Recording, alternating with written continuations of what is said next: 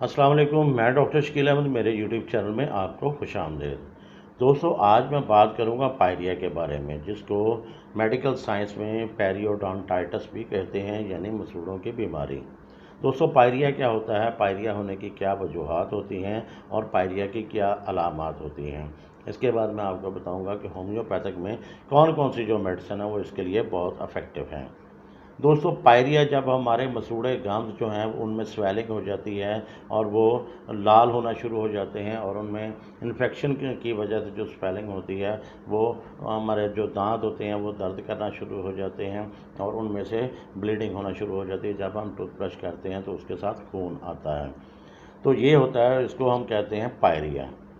दोस्तों, पायरिया होने की मुख्तलिफ वजूहात होती हैं। सबसे पहली वजह इसकी ये होती है कि अगर हम अपने दांतों को प्रॉपर तरीके से साफ़ नहीं करते, यानी सुबह नाश्ते के बाद भी हम सुबह उठने के बाद हम टूथब्रश अगर नहीं करते, या खाना खाने के बाद हम टूथब्रश नहीं करते, ख़ास तौर पर रात को भी जब सोने से पहले हम टूथब्रश नहीं करते, तो पायरिया होने के चांसेस बहुत ज़्यादा होते हैं।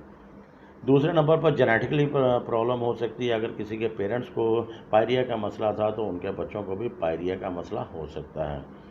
तीसरे नंबर पर दोस्तों, जो लोग तंबाकू नोशी करते हैं, पान खाते हैं, सुपारी खाते हैं या तंबाकू चबाते हैं, तो उनको भी पायरिया के बहुत ज़्यादा चांसेस होते हैं। चौथे नंबर पर जो डायबिटिक पेशेंट होते हैं उनको डायबिटीज़ की वजह से पायरिया होने के चांसेस बहुत ज़्यादा होते हैं। और जो लोग मीठा बहुत ज़्यादा इस्तेमाल करते हैं और अपने दांतों को प्रॉपरली सही तरीके से फिर साफ़ नहीं करते, कुली वगैरह नहीं करते खाने के बाद, मीठा खाने के बाद, तो उनको पायरिया होने के चांसेस बहुत ज़्यादा होते हैं। दोस्तों, ऐसी डाइट अगर हम इस्तेमाल नहीं करते जो हमारे दांतों के लिए बहुत ज़्यादा ज़रूरी है, विटामिन्स वगैरह की कमी हो जाती है, ख़ास तौर पर विटामिन सी की अगर कमी हो जाती है हमारी बॉडी में, तो पायरिया होने के चांसेस बहुत ज़्यादा होते हैं। दोस्तों, ये थी इसकी कुछ वजूहात। अब मैं आपको बताऊंगा कि इसकी अलामात क्या होती हैं। सबसे पहले इसकी अलामत होती है कि अगर हम ठंडा पानी पीते हैं या चाय वगैरह या कोई ऐसी गर्म लिक्विड लेते हैं, तो वो हमें ठंडा गर्म लगना महसूस होता है, बहुत ज़्यादा उसमें दर्द होना शुरू हो जाता है। जैसे ही हम ठंडा पानी पीते हैं तो हमारे दांतों में दर्द होना शुरू हो जाता है। इससे अगली जो अलामत है इसकी कि मसूड़ों में हमारे जो गम्स हैं उनमें स्वेलिंग हो जाती है और उनमें लालपन आ जाता है। सुरख सुरख दांतों के जो कॉर्नर होते हैं वहाँ पर जो मसूड़े होते हैं, इन्फेक्शन की वजह से वहाँ पर सुर्खी आ जाती है और हमारे जो दांत होते हैं वो उनमें से खून निकलना शुरू हो जाता है। जैसे ही हम टूथब्रश करते हैं तो हमारे मसूड़ों में से खून निकलना शुरू हो जाता है। बाज़ औक़ात ऐसा होता है कि बहुत ज़्यादा ज़ोर से अगर टूथब्रश करते हैं तो मसूड़ों में जो ज़ख़म हो जाते हैं और फिर उनमें इन्फेक्शन हो जाती है, और फिर उसके बाद पायरिया के जो होते हैं अलामात होती हैं, या पायरिया की जो इन्फेक्शन होती है हमारे मुंह के अंदर, वो होना शुरू हो जाती है। मुंह से बदबू बहुत ज़्यादा आती है और हमारे जो मुंह का टेस्ट होता है वो मेटालिक सा हो जाता है, और इसके साथ साथ दांत हमारे जो हैं वो हिलना शुरू हो जाते हैं और हमारे जो गम्स हैं वो दांतों को छोड़ना शुरू कर देते हैं और हमारे दांत फिर निकलना शुरू हो जाते हैं। तो ये थी दोस्तों इसकी कुछ अलामात। अब मैं आपको बताऊंगा कि होम्योपैथिक में कौन कौन सी जो मेडिसिन है इसके लिए बहुत ज़्यादा इफेक्टिव है। सबसे पहली मेडिसिन है दोस्तों मर्कसाल। दोस्तों, मर्कसाल को आपने 30 पोटेंसी में इस्तेमाल करना है। अगर आपके मसूड़ों में सूजन है और उसमें से ब्लीडिंग भी होती है, मुंह से बदबू आती है और मुंह का जो आपका जायका है वो आपका मेटालिक सा है, और अगर आपके दांत भी हिलते हैं, तो मर्कसाल 30 पोटेंसी में दिन में 3 मरतबा आप इसको इस्तेमाल कीजिए, सुबह, दोपहर और रात को। इसको आप डायरेक्टली अपनी ज़ुबान पर 1 या 2 कतरे डाल लें, कुछ दिन इस्तेमाल करेंगे, इंशाल्लाह आपका पायरिया का जो मसला है वो बिल्कुल ठीक हो जाएगा। दूसरे नंबर पर दोस्तों मेडिसिन है क्रियाजूट। क्रियाजूट, अगर आपके मुंह से बदबू आती है और आपके दांतों में बहुत ज़्यादा दर्द महसूस होता है, तो ऐसी कंडीशन अगर है तो आप क्रियाजूट 30 पोटेंसी में दिन में 3 मरतबा इस्तेमाल करें, सुबह, दोपहर और रात को। इसको आप डायरेक्टली अपने ज़ुबान पर 1 या 2 कतरे डालें और कुछ दिन इस्तेमाल करें, आपको इंशाल्लाह पायरिया से निजात मिल जाएगी। इससे अगली मेडिसिन है दोस्तों हेमामाइलस।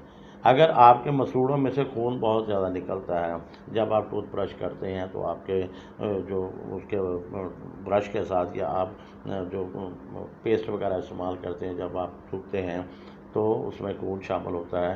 तो अगर ऐसी कंडीशन है तो आप हेमामाइलस 30 पोटेंसी में दिन में 3 मरतबा इस्तेमाल करें और इसको कुछ अर्सा आप इस्तेमाल करेंगे, इंशाल्लाह आपके मसूड़ों से खून आना भी बंद हो जाएगा और आपका पायरिया का मसला सॉल्व हो जाएगा। दोस्तों, इससे अगली मेडिसिन है गन पाउडर।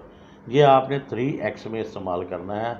अगर आपके मसूड़ों में पस बन गई है, आपके इन्फेक्शन जो है मसूड़ों में जो इन्फेक्शन थी, लालपन दिखाई देता था और उसके साथ साथ वो सफ़ेद भी थोड़े से दिखाई देते हैं, यानी अगर आपके मसूड़ों में पस बनना शुरू हो गई है तो आप गन पाउडर 3x में अगर आपको टैबलेट फॉर्म में मिलती हैं तो इसको आप 2 गोली सुबह, 2 दोपहर को और 2 ही रात को आप इस्तेमाल करें। अगर आपको डिल्यूशन फॉर्म में मिलती है तो उसका 1 या 2 कतरे आप डायरेक्टली अपनी ज़ुबान पर डाल लें। इसको कुछ अर्सा आप इस्तेमाल करेंगे, इंशाल्लाह आपको बहुत फ़ायदा होगा। दोस्तों, इससे अगली मेडिसिन है कैमोमिला।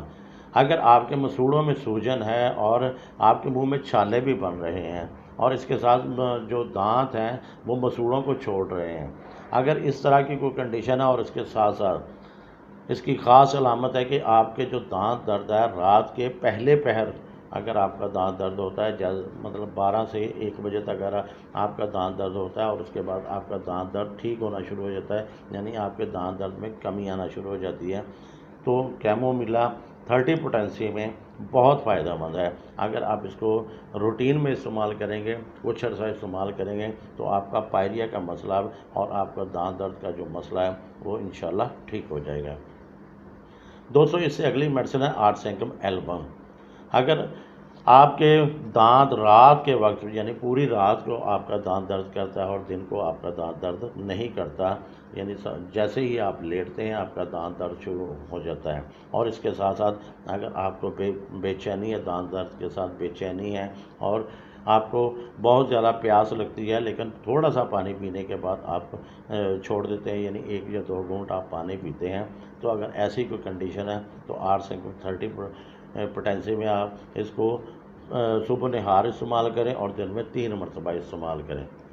आप इसको कुछ अर्सा इस्तेमाल करेंगे, इंशाल्लाह आपको बहुत ज़्यादा फ़ायदा होगा और आपका जो पायरिया का मसला है वो इंशाल्लाह ठीक हो जाएगा। दोस्तों, अब मैं जो आपको मेडिसिन बताने लगा हूँ वो है मदर टिंक्चर्स में।